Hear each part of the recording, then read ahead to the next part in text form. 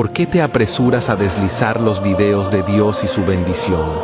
¿Acaso no sabes que una palabra puede cambiar tu estado en momentos difíciles?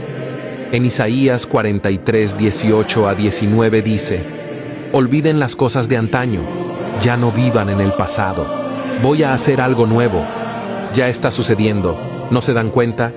Estoy abriendo un camino en el desierto y ríos en lugares desolados. También en Isaías 41:10 te dice: no temas, porque yo estoy contigo, no desmayes, porque yo soy tu Dios que te fortalece. Siempre te ayudaré, siempre te sustentaré con la diestra de mi justicia. Cuando el miedo y la incertidumbre quieran dominar tu corazón, recuerda que no estás solo en tus batallas, ni abandonado en tus momentos difíciles. Él es tu fuerza cuando te sientes débil y tu consuelo cuando las lágrimas parecen no tener fin.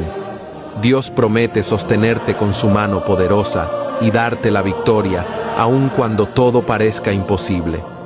Confía, porque el mismo Dios que te dio la vida también te sostiene y nunca te dejará caer. Si llegaste hasta el final del video, comenta amén. Sígueme y comparte con todos los que puedas. Que Dios te bendiga.